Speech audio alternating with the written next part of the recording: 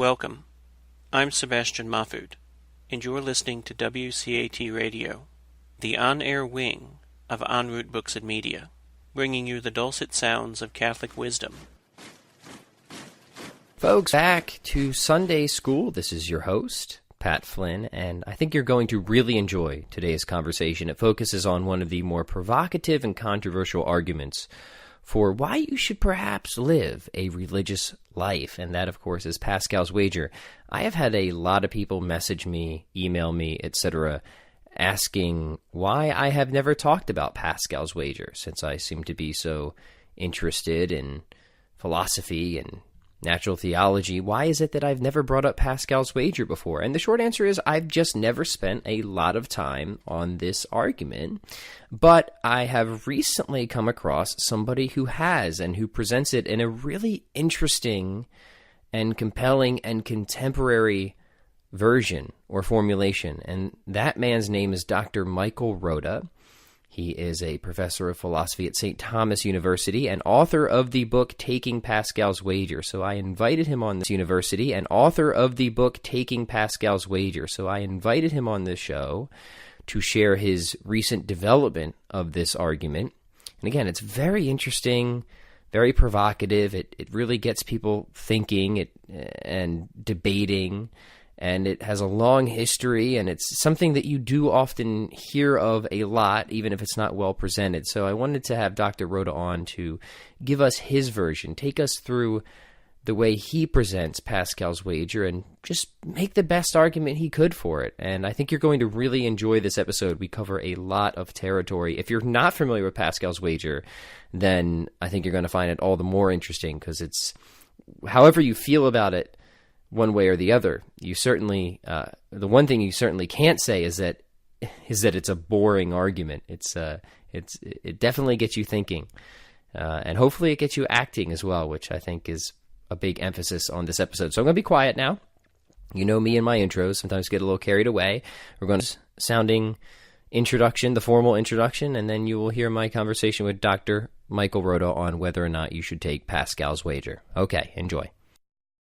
Ready to become better than most people and most things? Welcome to the Pat Flynn Show.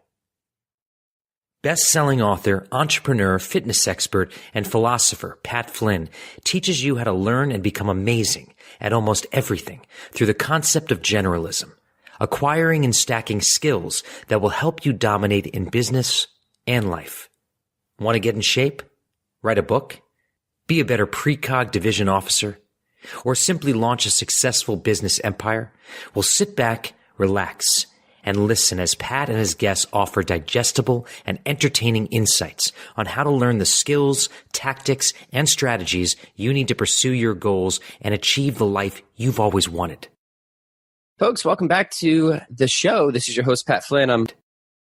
Folks, welcome back to the show. This is your host, Pat Flynn. I'm really glad to be talking with Dr. Michael Rota today, who has authored one of my new favorite books that has really got me thinking about an argument that I never previously considered, and that is Pascal's wager. So first off, Dr. Rota, thank you for taking the time to join me today. Thanks. It's good to be here. So my admission, or perhaps confession to you, is when I was, and we chatted briefly beforehand, when I was first reconsidering the religious worldview in Christianity, I came across Pascal's wager, and I had mixed feelings about it. You know, I read some of the different versions, and I read some of the objections, and I kind of sidelined it, and I went, very deep into natural theology and looking at the historical evidence for Christ and all of that, which you outline marvelously in your book. And then I guess what happened is I became so convinced that Christianity was true. But that now, having read your book, and like I said before, I wish that somebody presented it to me like you present it in your book 15 years ago, because it probably would have piqued my interest to start reconsidering many of my materialistic and atheistic worldviews a lot sooner than I originally had. And for that, I think it's a really great project, and I'm excited to talk to you about it. So my first question is, what inspired you to want to maybe resuscitate isn't the right word, but reinvigorate or redevelop Pascal's wager in the first place? And also, for those who are unfamiliar, maybe a brief overview of what the argument entails. Okay. Yeah, so Pascal's wager is an argument addressed to a person who thinks Christianity might be true, but they're not sure. Mm-hmm. And in its shortest version, it goes like this. If you have everything to gain and comparatively little to lose by doing something, then you should do it. Little to lose by doing something, then you should do it. And you have everything to gain and comparatively little to lose by committing your life to God, that is, by living a religious life. Mm-hmm. Therefore, you should commit your life to God. So one reason this argument, I'm interested in it, is this. So you said in your own case, you looked at various arguments for the existence of God and the truth of Christianity, and you found them convincing. So you don't need Pascal's wager, which I can go on to elaborate on. Mm-hmm. But a lot of people aren't in that situation, at least at various times in their life. I mean, it might be that you think there's something more to reality. It's not just all matter and motion. There's some deeper meaning here. But there are a lot of different religious traditions, and smart people disagree. It's true. And just avoid any religious commitments. And what Pascal does is he argues pretty convincingly that's a mistake in practical reasoning. So here's the idea. There are some things that are so important that you don't want to wait till you have certainty to make a decision. Mm-hmm. And he thinks the situation with God is like this. So he thinks, suppose a person thinks maybe God exists, maybe they don't. Maybe Christianity is true, maybe it's not. I'm pulled in both directions. He thinks this, look, if God does exist, then committing to God will turn out to have been the greatest decision you could have made, because it will make you more likely to become a person who can enjoy eternal friendship with God. Mm-hmm. And it will show gratitude to God, and if possible, that is by helping them attain their ultimate end, which is union with God. Mm-hmm. So clearly, if God exists, then committing to God is the smart move. But here's where Pascal has at the time, novel insight. What he says is, even if God doesn't exist, it's not clear that you've lost a whole lot, because you've gained. What have you gained? You've still lived a morally excellent life, or you've tried to. You've lived a life full of meaning and hope. You've lived a life focused on serving others.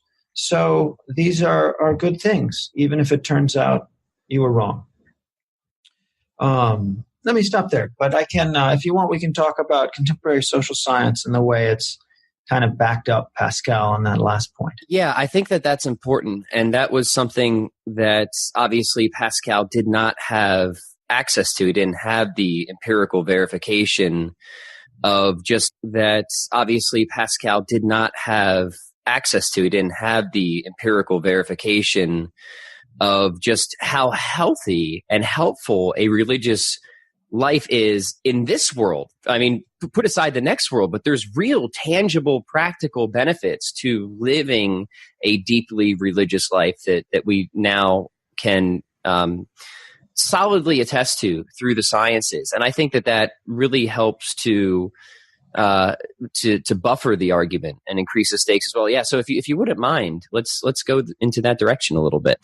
Sure. So maybe in the last 30 or 40 years, especially in the U.S., there's been a lot of social science research on the connection between religion and mental and physical health. Mm-hmm. So first of all, it turns out that actively religious people tend to live longer than those who are not actively religious, and the effect is quite strong. Here is a way to think about how large of an effect it is. If you start with a random sample of 2,000 people, mm-hmm.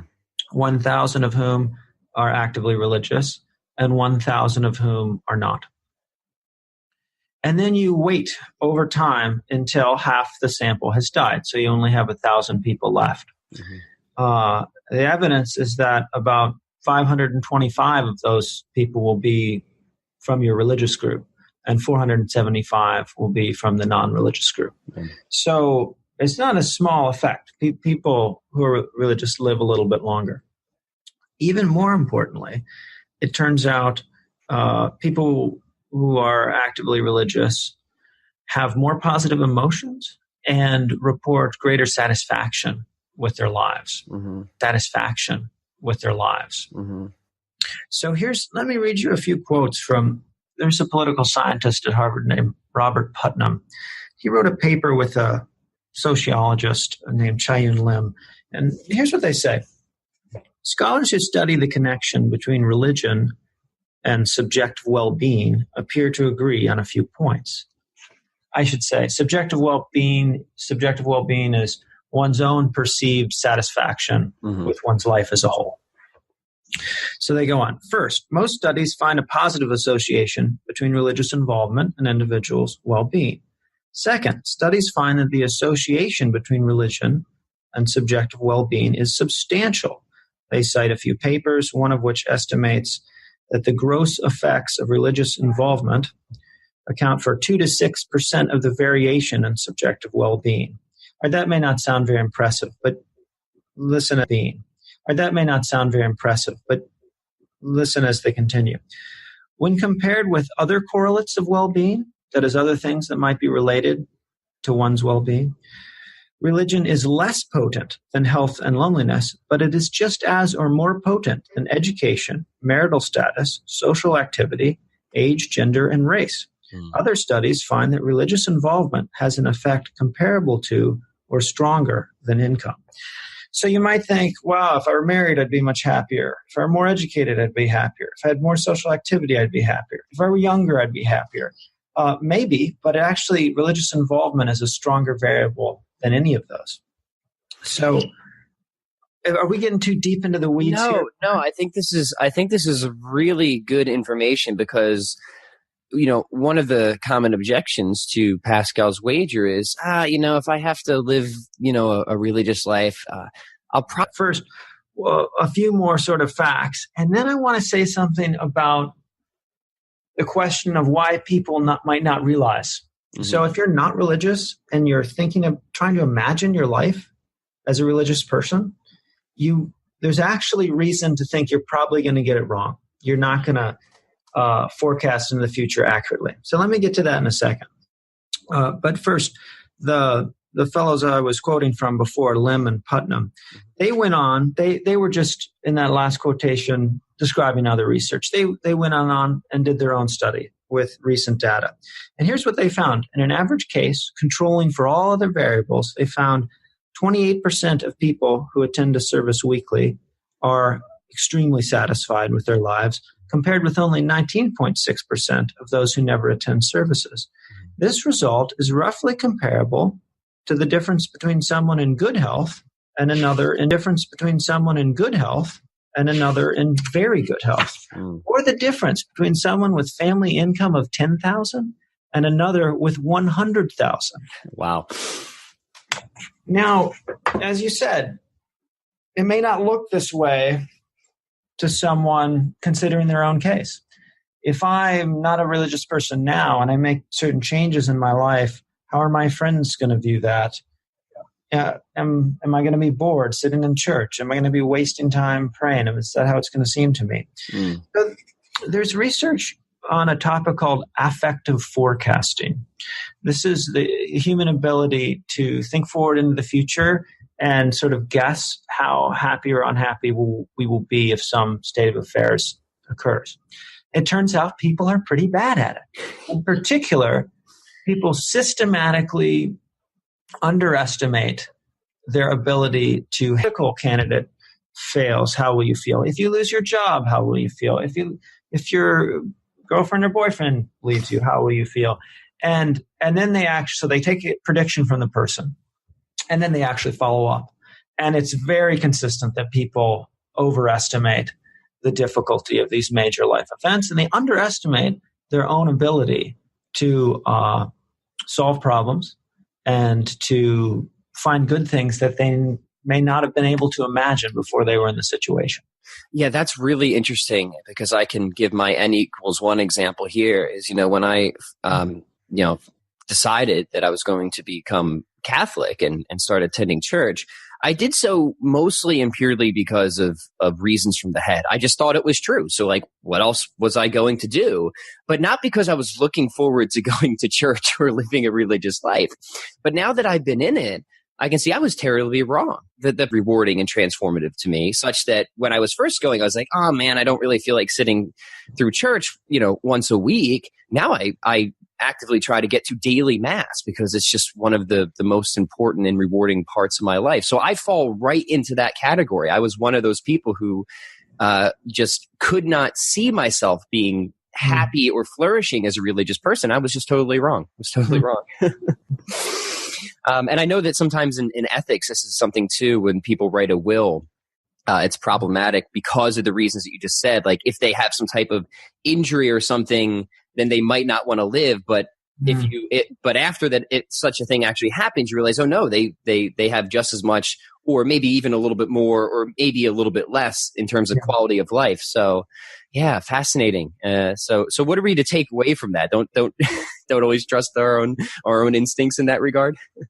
Yeah, at least when it comes to then like any argument, right? Pascal's wager, even in the way that and your development, correct me if I get this wrong, was that if you believe that Christianity has at least a 50% chance of being true, then it is rational and reasonable and responsible to commit to living a religious life, correct?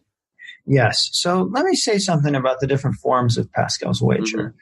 Pascal was a philosopher who lived in the 17th century, and he was composing a book, and then he got sick and died. Mm-hmm. And then his friends and family found the notes for that book, a series of fragments. They published the fragments, sort of collected them, arranged them, published them, and the book was Pascal's Pensées, mm-hmm. which means thoughts in French.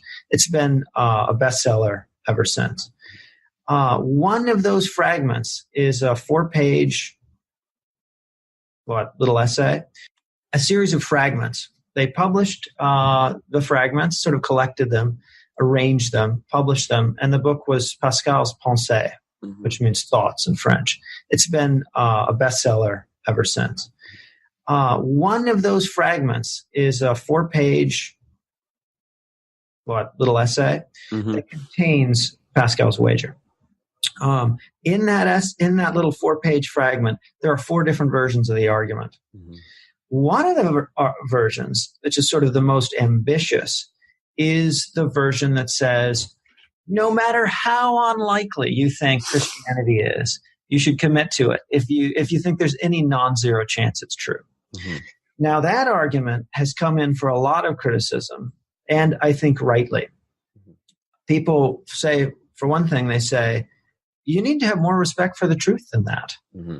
And if you really only thought Christianity, be committing to something that you're almost certain is false and opening yourself up to the danger of being deluded by this religion. So there's another argument in the text, though, which is the one where he compares it to a coin flip. And in other parts of the Pensées, he argues that the evidence for Christianity is at least as strong as the evidence against it. That's the argument that I think respects truth in the right way.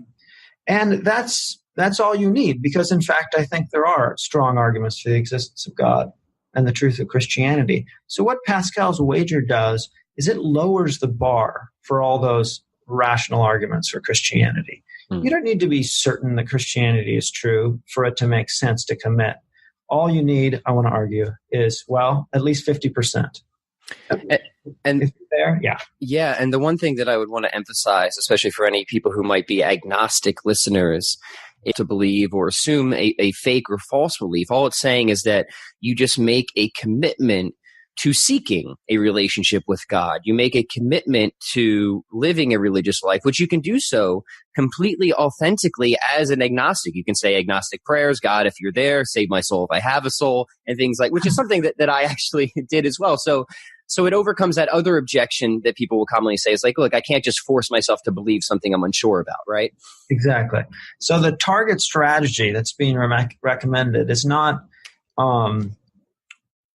pound your fist on the table and make yourself believe. Mm-hmm. It's not even possible. The target strategy is live a certain sort of life. Seek God. What does that involve? It involves praying, which, as you've said, you can even do if you're not sure that God is hearing you.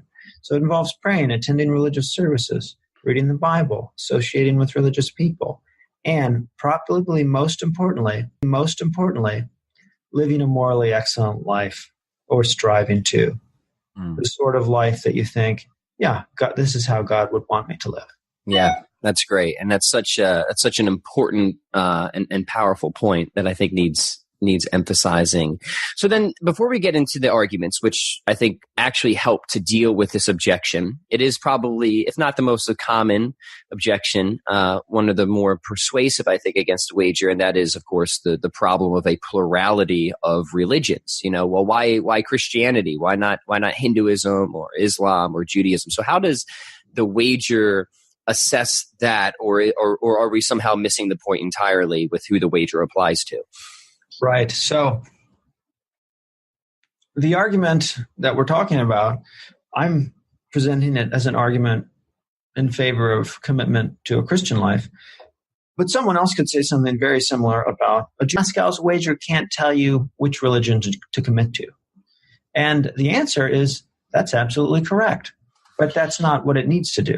Mm-hmm. So Pascal's wager doesn't need to tell you which religion to commit to, because there's already sort of a different way to figure that out. You have to look at the evidence.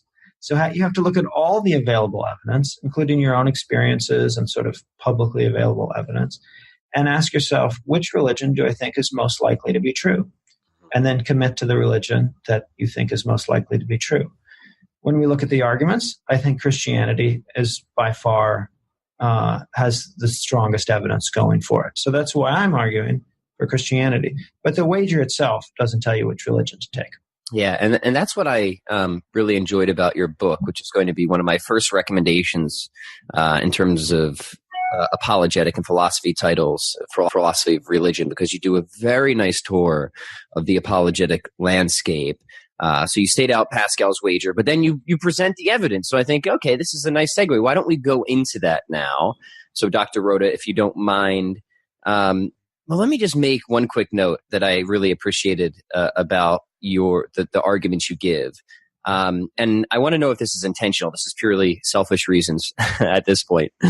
What I really liked is you kind of took the first half of the contingency argument, showing there must be some unconditioned or necessary reality, but then rather trying to argue through the principle of sufficient reason or simplicity or essence and existence, I'm trying to show it's God that way. You actually switch arguments and go to the fine tuning. And I never actually saw that done before. I've seen them used cumulatively, but not patched together. So I'm like, oh, that's really interesting. And that's like a really cool shortcut. So I just wanted to say I appreciated that. And that was pretty novel, but we might be getting ahead of ourselves a little bit. Thanks. Thank you. So yeah, why don't I explain the cosmological argument, and then we can talk about that move with the fine-tuning argument if you'd like. Yeah, please. Let's do it. Okay. So the basic idea behind the cosmological argument is this. We look around, there's all this stuff in reality, and yet it seems like it didn't have to be this way. All these things, they didn't have to be here. Something else could have been here, or maybe nothing at all. Mm-hmm. So we wonder, well, why is all this here? Why isn't there nothing? And the cosmological argument tries to conclude the best answer to that question is that God exists. Mm-hmm. So how does that argument work? Well, we need 3 pieces of philosophical terminology, and then we can lay it out in 4 steps. The first term is this is just a being, so something that exists, but something which doesn't absolutely have to exist in the sense in which 1 + 1 has to equal 2. So I'm a contingent being because I exist, but I didn't have to exist. Reality didn't have to include me. If my parents had never met, reality would not have included me. It turns out everything that we know about is a contingent being. Even electrons, protons, and neutrons, they've been around for 13 billion years, but they came to be very early on after the Big Bang, which means it wasn't absolute. There was a time when they were not. So it wasn't absolutely necessary that reality include them. Okay, so those are contingent beings, the things that we're aware of. They exist, but for any given one, you can say, reality didn't have to include that. Mm-hmm. The only other type of being there could be would be a necessary being, a being that exists. In one, you can say, reality didn't have to include that. Mm-hmm. The only other type of being there could be would be a necessary being, a being that exists and absolutely has to exist in the strong sense in which 1 + 1 has to equal 2. Mm-hmm. So if there is a necessary being, it would have existed no matter which possible route reality had taken. And if there is at one time a necessary being, it must exist at all later and earlier times. Because what a necessary being is, if there is one, is a being that has to exist in the strongest sense. Okay, we've defined the term necessary being, but that doesn't mean there's anything in reality that is a necessary being. That's what the cosmological argument tries to conclude. The third technical concept is the concept of a causal explanation. It's an explanation that explains why the thing exists rather than not by citing its cause or causes. So the causal explanation of an acorn would cite the oak tree that produced it. The causal explanation of a baby rabbit would cite the parent rabbits, and so forth. So the first key claim in the cosmological argument is this. Every contingent being has a causal explanation. Every contingent being has a cause. There are at least 3 reasons to think this is true. One, that's in all our experience, we find that that's true. We've never experienced something that didn't have some cause. Second, if it weren't true, then we should expect things to just pop into existence occasionally. But that's not the case. And aside, sometimes when you read popular presentations of quantum mechanics, you'll hear about particles popping into existence. But when you look more deeply, you see that the theory actually has them emerging out of an underlying field. So it's not actually a violation of the claim that every contingent being has some explanation. Okay, but here is the strongest and most fundamental reason to think that every contingent being has a cause. It goes like this. It's just a basic insight about existing things. If you consider a contingent being like the pen I'm holding, to say that it's contingent is to say that it was possible for it never to have existed. So that means there were 2 possibilities for how reality could be. Imagine them as 2 circles. Mm-hmm. One circle has the pen in it, and the other circle, there's no pen. Those were both possible. That's entailed by the definition of a contingent being. So then it's just very natural to think, well, given that the pen actually exists, and we're in one of the possibilities and not the other, there's got to be some reason that explains why we're in one of the possibilities and not the other. Might not know what it is, but it didn't just pop into existence without a cause. Okay. Next step in the argument, and we're almost done here. The next step in the argument is to apply the same reasoning to a really big group of contingent beings. Consider this group. All the contingent beings that have ever existed. So imagine we got a chalkboard in front of us and we draw a big circle. We draw a bunch of dots with arrows between them, representing all the contingent beings that have ever existed in the universe. Mm-hmm. Of course, we can't write them all up. Maybe there's an infinite number. Maybe there's finite. We don't need to figure that out for this argument. Because we can say of that entire group, hey, it might have been that none of those things ever existed. They're all contingent beings. So one possibility is the way the universe actually is. All those contingent beings existed. But another possibility for reality could have been that none of those things existed. So here again, as before, we have 2 possibilities. All this stuff or none of it. And it's just very reasonable to think there's got to be some explanation of why all the stuff existed rather than not at all. Because they were both possible. So then, Pat, do you want to? No, I love how you're presenting this. I'm going to let you keep going. Mm-hmm. Okay, so we can now finish the argument in 4 steps. The first step is just what we've just said, that the entire group of all the contingent beings that have ever existed has some causal explanation. Period. Don't know what it is yet. Second step, wait, this causal explanation must involve a necessary being. It can't just involve contingent beings causing things. And why is that? Because if there were no necessary being involved in the causal explanation of this set of all contingent beings, we would have things causing themselves. So if we only had contingent beings in our story about the cause of all the things, we would have one or more contingent beings explaining its own existence and the existence of all the other contingent beings. And that's not possible because you already need to be here to do any causing. So you can't cause yourself. Well, that implies that the only way there could be an explanation of all the contingent beings is if there is at least one necessary being that was involved in the production of one or more of those contingent beings. So then we've gotten to this point. Third step, at one time in the past, there was a necessary. A necessary being is a being that absolutely has to exist. And so if there was one at one time, it can't go out of existence. So it's still around. Now, what does this argument show so far?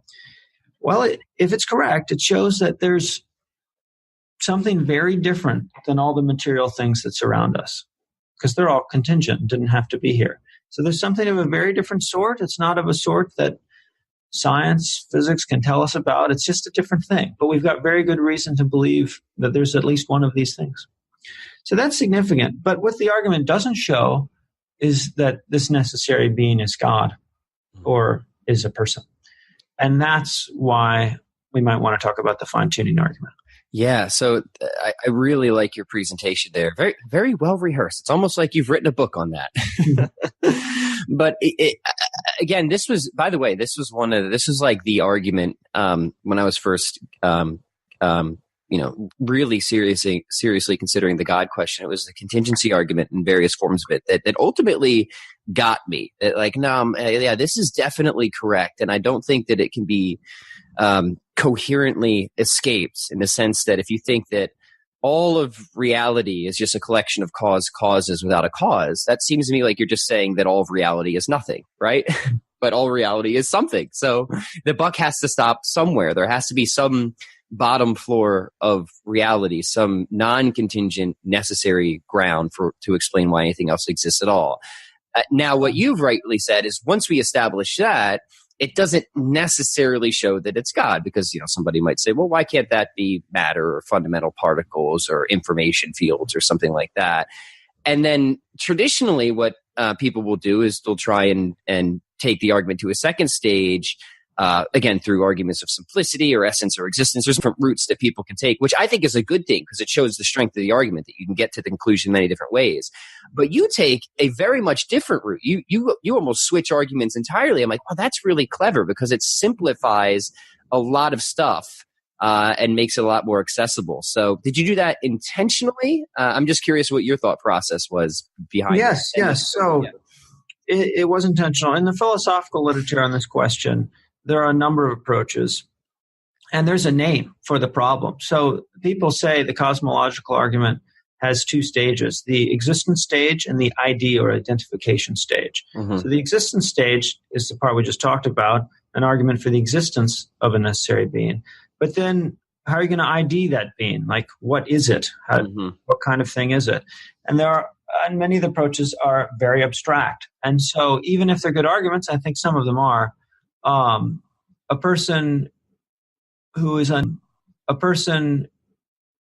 inclined to disagree is going to find it easy to pick a premise that's not evident enough. So they might be good arguments, but they won't persuade many people on the fence because they're so abstract. Mm-hmm. If you want to look at such arguments, check out Ed Fazer's. He has a recent book. I think it's 5 Arguments for the Existence of God, something like that. He was my previous guest before you, actually. So this is a nice connection here. Yeah. So Ed has some great stuff on it. But here's the approach that I think is more intuitive. Mm-hmm. So here's the idea.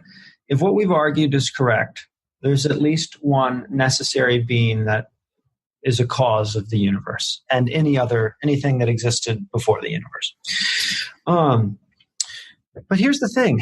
In the last 40 years or so, physicists have been amazed to find that there are features of our universe that appear to be just right to allow for life to emerge. So this isn't an argument about evolution. This is an argument that if certain things had been even slightly different, certain things in fundamental physics, then you would never have even had anything but hydrogen and helium. So you never would have had chemistry of any significant complexity. Evolution would never have been able to get started. Mm-hmm.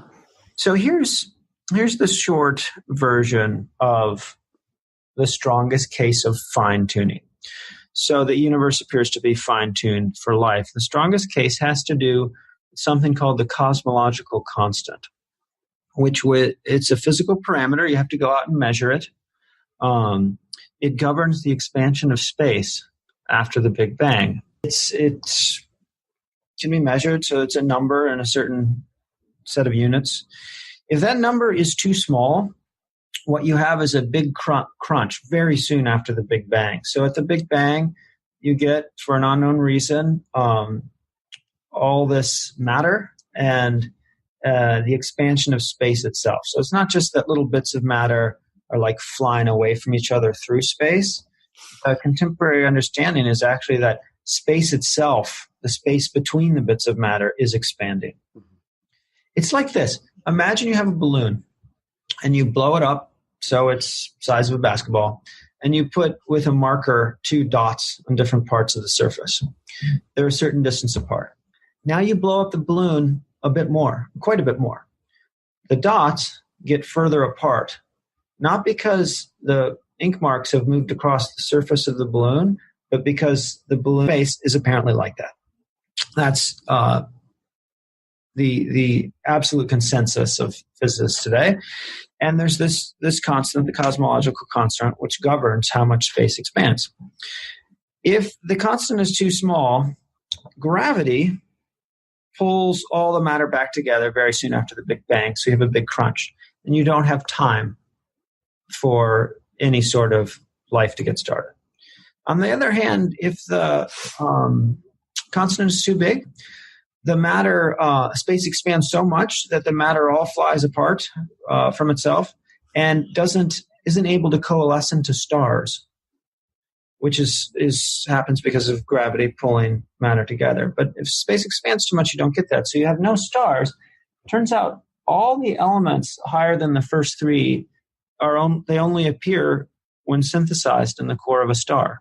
So all the carbon and nitrogen and other elements, oxygen, so essential for life, just wouldn't exist if the cosmological constant were a little too big. Well, what's been amazing to physicists is how narrow the band of possible cosmological constant values is. That is to say, it's like winning a lottery where there were 10 to the 48th tickets and only 1 winning tickets. Mm-hmm. So that's like trillion tickets, and there's just 1 winning ticket. And we seem to be lucky enough to have gotten the 1 ticket. So then what do you make of that? Well, if there's no God in the picture, so we've got this necessary being that's part of the causal explanation of the universe. That's in our picture already. If we say, yeah, that necessary being doesn't have intelligence, it's not a person, then we would never expect the cosmological constant to have been just right. It's extraordinarily improbable that we're here at all.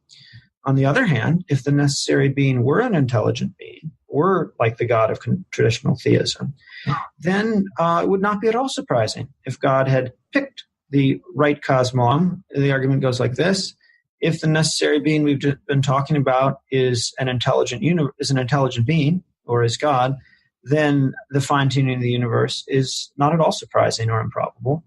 On the other hand, if the necessary being is not intelligent, then a gigantic unlikely event has occurred. Other things being equal, it's more likely that the unlikely event hasn't happened. So this gives you very strong evidence that the necessary being must be intelligent. Otherwise, it's just too much of a coincidence. Yeah, and what I like about that is it fits so well into the wager too, where we're looking at, okay, what is the best explanation? What is the probability here? And I think that's so useful for people who, especially me, I was always a very skeptical person. Fortunately, I wasn't cynical. I think that's dangerous, but I was a very skeptical person. That, okay, all right, well, we're kind of laying it out like a court case here, and the evidence seems that, okay, all right, well, we're kind of laying it out like a court case here, and the evidence seems to be quite strong. But then the wager only says, we only need 50%, right? Like, if you just need to think it's at least 50% likely. And I like that because it really helps to lower the expectations and standards of success. Not that I don't think that higher expectations or standards of success can be met. I do believe it. But I think it's often useful to bring down the barriers to entry for people, to make the grounds of living a religious life more inviting, so to speak. And that, I think that's a great contribution of your project. Now, we're obviously not going to have time to cover every single objection. I want people to get your book and to know that you deal with, not only do you deal with objections at every stage, but in like a true philosopher, you always deal with the strongest objections as well. So, of course, there's some to the fine-tuning. Not all physicists are running off the church once they discover how objections as well. So, of course, there's some to the fine-tuning. Not all physicists are running off the church once they discover how eerily coincidental it seems. Some of them, might say that there's a multiverse out there spitting off all these, possibly infinite number of universes, and we just got the right one. So I think that's probably the best objection to the fine-tuning, or the best hesitation people have. So maybe just a few quick remarks on that, if you don't mind. Sure. Yeah. So this is a great objection to the argument. It's the multiverse objection. The objection says, indeed, if there were just one universe, it's really unlikely that it would have been just right for life. We really can't be atheists and believe in a single universe anymore. But maybe there are many universes. And so many, indeed, that even though a tiny proportion of them are life permitting, there's still lots of life permitting universes out there. And, where else would you have expected to find us if our universe weren't life permitting? We would have never existed to notice that fact. So the combination of the many universes and what's called an observational selection effect is supposed to provide a competing explanation to God. So that's a competing explanation. The first thing to notice is none of that. Well, the first thing to notice is this: there's no actual evidence that many universes exist. So what we don't have is someone saying, "Yeah, God's not a good explanation at all of fine-tuning." Rather, we have someone saying, "Well, here's another possibility." Okay, that's worth noticing because we don't have any reason. We still have reason, even if the multiverse explanation is correct, we still have reason to say, well, it could be God or it could be the multiverse. And if all we need is thought, there's actually a much stronger reply. So this is not a reply that can easily be given quickly without visual aids. But let me give it a try. And if someone wants to read more, it's in the book. So here's an analogy. Let's say you and I are scientists. Forget about God for the moment. We're studying the universe, and we're trying to figure out if we're in a universe with a certain feature or not. And let's say we've come down to two theories, and we're pretty sure one of the two is true. Theory one says there's a multiverse, and in 1% of the universes, there are red dwarf stars. And the other multiverse theory says there's a multiverse, and there's only red dwarf stars in 1 out of a trillion universes. And we want to know which of these multiverse theories is true. So we go out and we look to see if there are any red dwarf stars. And we find there are red dwarf stars. Have we gained evidence against one of our theories? Yes, absolutely we have. Because one of the theories said that this would be incredibly unlikely. that there would be red dwarf stars. And the other one said, well, yeah, it's less likely, but it's way more likely than on the other theory. So we can gain evidence about which of two multiverse theories would be correct by looking at the actual world we're in and seeing if it's more to be expected on one of the theories than the other. Next step. Suppose there is a multiverse. Well, that doesn't mean there's no God. Apparently, if God exists, he created many planets. He might have created many universes. Okay, so really what we need to compare is assume there is a multiverse. Compare a theistic multiverse, one created by God, and an atheistic multiverse. That is a multiverse with no God or intelligent being behind it all. Well, according to current theory, the atheistic multiverse is going to have a tiny proportion of universes able to support life. So it's going to be this 1 over 10 to the 48th figure. Only one in very many universes will be life permitting if there's no God. But now let's look back at the theistic multiverse. If God exists, how many of the universes that he made would be life permitting? Well, we have no idea exactly. I mean, who knows? Could be most of them, could be half of them. But here's one thing that seems very true. It's unlikely that it's going to be like 1 in a million or 1 in a trillion. Likely that more of the universes will be life permitting if God's behind the multiverse than if there's no God. Because if there's no God, the proportion is astronomically small. Whereas if there is a God in the picture, then you have a being who would have a reason. For each universe, you'd have a reason to make it include life, because life is a good. So you'd have a being. It's like this. Let's say we're looking at two canvases. Maybe I'll use that analogy later. So to sum up the argument, here's the point. If there is a multiverse, but there's no God, then we never should have expected that this universe would be one of the life-permitting ones. Yes, if there is a universe and no God, there's going to be aliens out there somewhere in some universe, but it almost certainly won't be in our universe. We're not going to be the lucky ones. Mm-hmm. So, Matt, there might have been someone else named Pat Flynn, but it wouldn't have been you. Mm-hmm. In the same way, if this universe hadn't been life-permitting, it wouldn't have been you and me sitting here. So the probability that any given universe is life-permitting on the atheistic multiverse theory is extremely low. Okay, on the other hand, the chance that any given universe is life-permitting on the theistic multiverse, that's not so low, because for any universe that God makes, he'd have some reason to allow it to include life. So just like the multiverse theory that said red dwarf stars are more common was confirmed when we go out and see red dwarf stars, in the same way, the theistic multiverse theory, which predicts that life-permitting universes are more common, that's going to be confirmed when we go out and see that the only universe that we have access to is indeed life-permitting. Mm. That's more to be expected if God is behind the multiverse.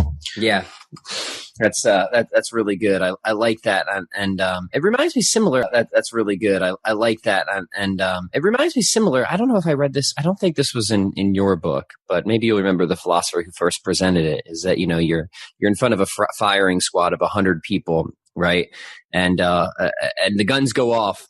And you take off the blindfold and you're still alive, right? Well, the fact that you're still alive and observing that you're still alive is certainly not evidence that they're all just terrible marksmen. You would think that there's something of a put-up job going on here, right? And rightfully so. Well, same thing with the if the multiverse is true, then it seems like, I like your analogy of red dwarf stars because it seems to parallel that, but give a different example that might even be more pertinent in terms of observation.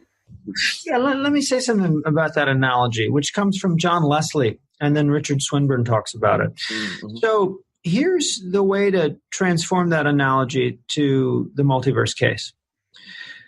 Imagine a situation where there are about to get shot. Okay, but imagine two options. We're not sure what these firing squads are like.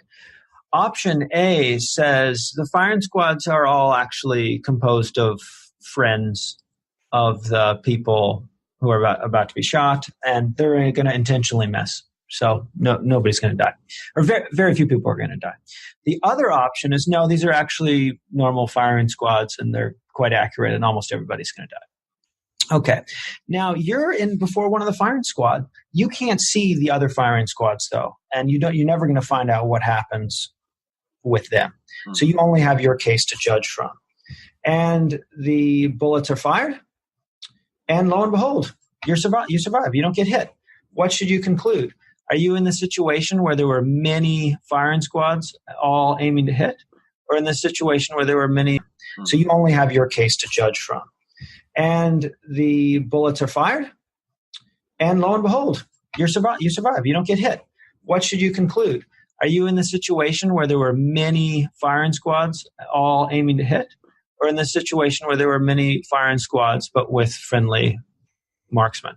Well, clearly you have evidence that you're in the multiverse with the friendly shooters, and it's the same with the theistic multiverse. Oh, I like that. I like that one a lot. I haven't heard it presented that way. That's really good. Thank you. So just to take a brief survey, because I think there's one more important move we have to make, and I'm sure you might have some other things to present as well. But if these arguments go through, if they're correct, they not only tell us that God exists, but they give us a certain very particular type of God, don't they? Like, we're not in a polytheistic universe, are we? Gee, that's a good question, but Polytheistic universe, are we? Gee, that's a good question, but we have to. I don't have as much to say about that. So here's the deal. What the arguments so far that we've discussed give us evidence to believe is that there is intelligence behind the universe. There is one or more necessary beings with intelligence behind the universe. But we haven't given too much of an argument that there's only one. I mean, we would need additional arguments to show that there's just one necessary being. And Ed Feser does some of that in his book. No, that's a whole can of worms that I think we need some more time on. But perhaps we could even bypass it, and I think that's a lot of why your book was so intriguing to me. Is you're able to make the case by skipping steps that might be physical simplicity to get to a God that is an unrestricted act of understanding, just like Lonergan would do, or something like that, which would show that whatever this necessary being is, it's this absolutely simple act of understanding or mind. But that's very technical. That's abstract. You can show intelligence by the fine tuning, which you did. And then maybe we can just get to monotheism by, say, looking at the historical evidence for Christianity. Right? Yeah. I think that's a good approach because I think the evidence is pretty strong.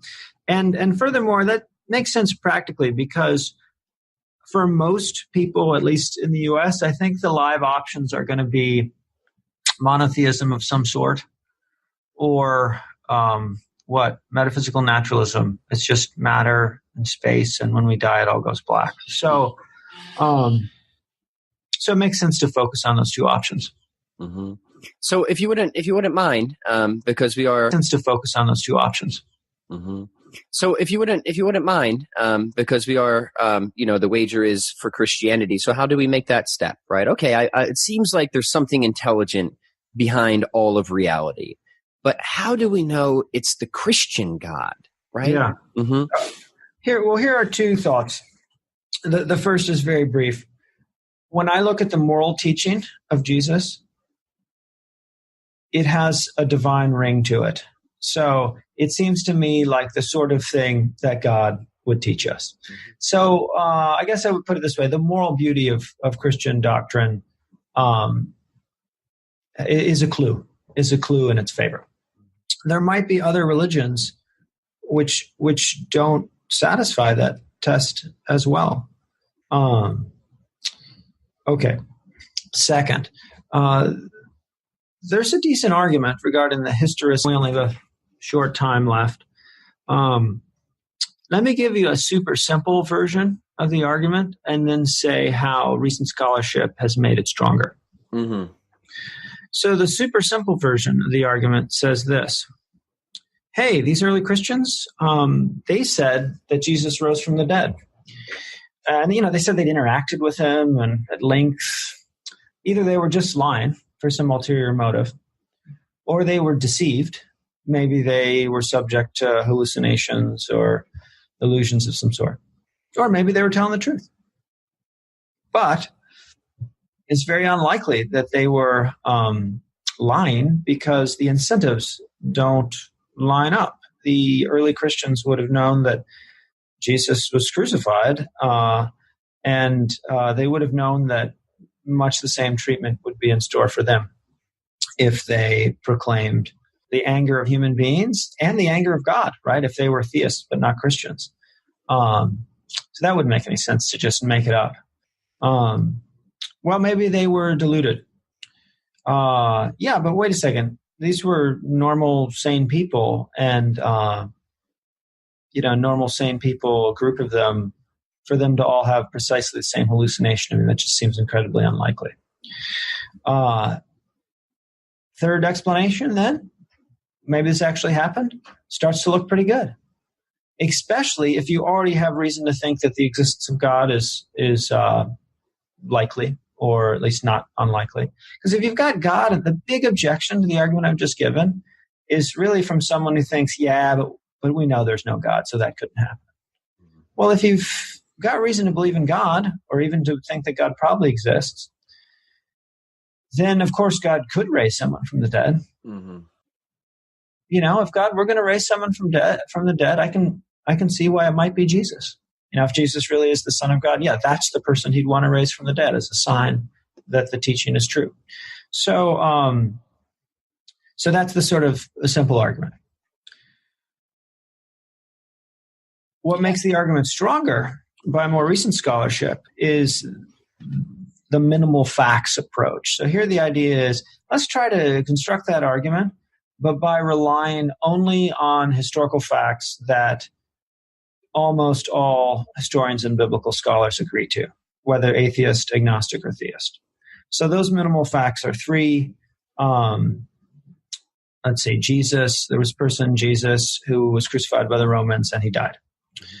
Second, very soon after his death, certain people started saying or claiming that they had experienced or seen him risen from the dead. And then third, there was this guy, Paul, who, after having been opponent of this new religion, claimed that Jesus had appeared to him, and then he converted. So these are these claims, these historical facts that almost everyone agrees with, weren't the claims that the apostles actually saw Jesus. The idea was just that they said they saw Jesus, or that Paul said that Jesus had appeared to him.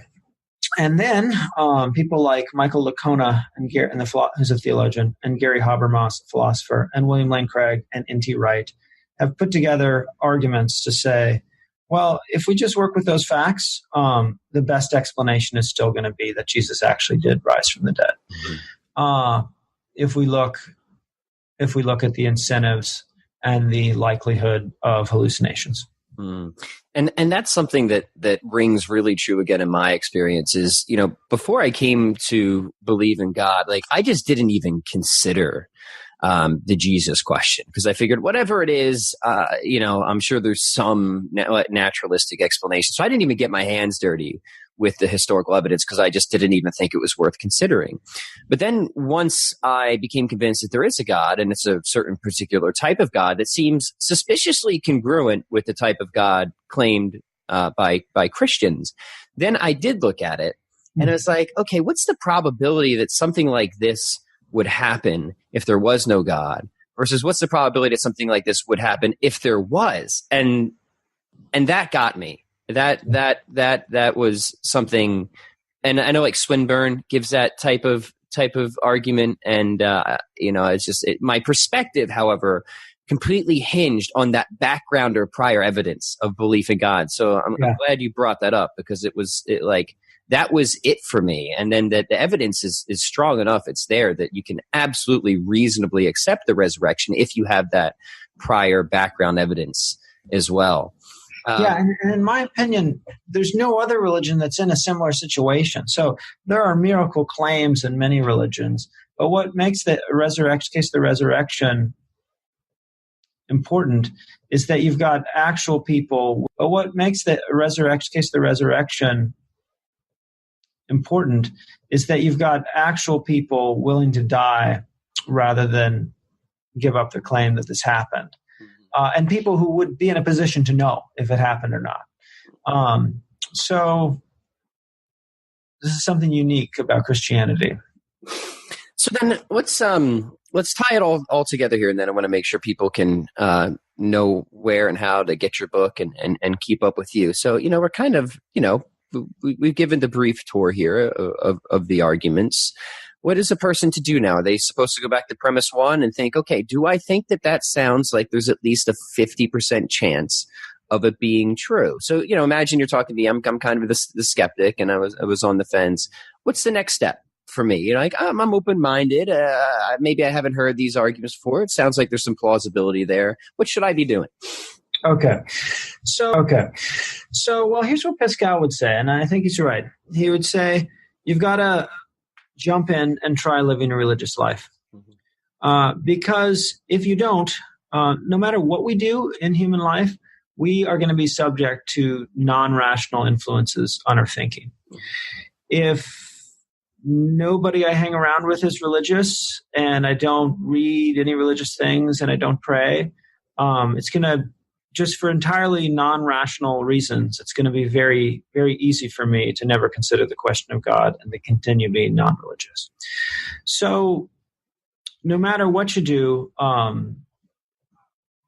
you're going to be subject to certain psychological influences that are going to push you in one direction or another. So Pascal's advice is try something different and live a religious life, and live a devout religious life. So actually try to pray.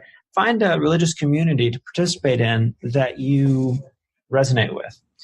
Study intellectual arguments relating to religious belief. Talk to religious people, associate with them, and strive to live a morally excellent life. And then Pascal's thought is you will have removed obstacles to seeing the evidence that's there. So his thought is there is evidence that Christianity is true that's out there, but we typically, apart from, live a life that doesn't give you a reason to want to hope there is no God. Mm-hmm. And then when you do that, he thinks, then grace will allow you to see that there's actually a lot here, more than you realized, and that it is rational to continue. Yeah, I think so much of that is, trying to reorient the will and seek and you will find. And all of that deeply and amazingly and profoundly true in my life. That's why I was so excited to bring you on and present this argument. And you do such a good job of it that I want to make sure people can dive deeper. So Dr. Rota, if you wouldn't mind just taking a few minutes here to tell people a little bit more about your book, the best place to get it, and where they can keep up with any of the work that you're doing. Oh, sure. Yeah. Well, the book is called Taking Pascal's Wager. You can find it on Amazon easily enough. Rather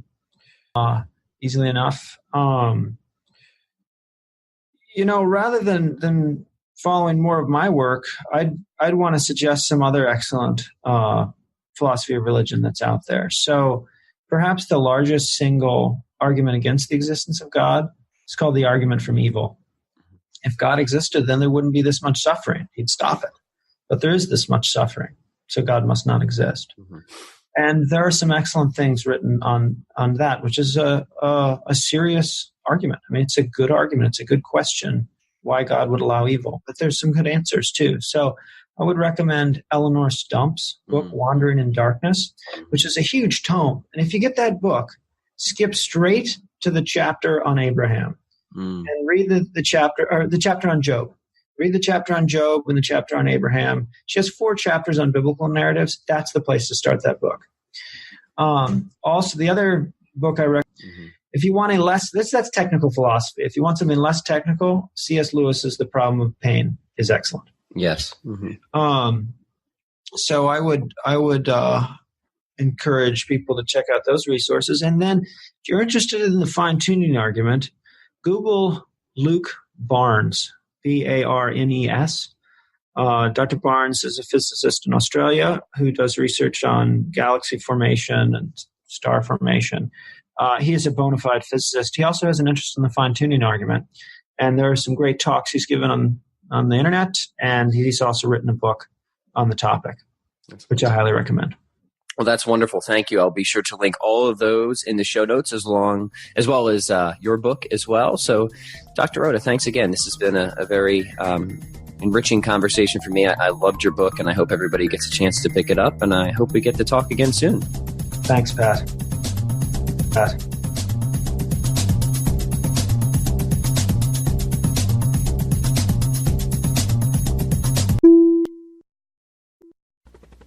We hope you enjoyed the program and will join us back for another show on WCAT Radio.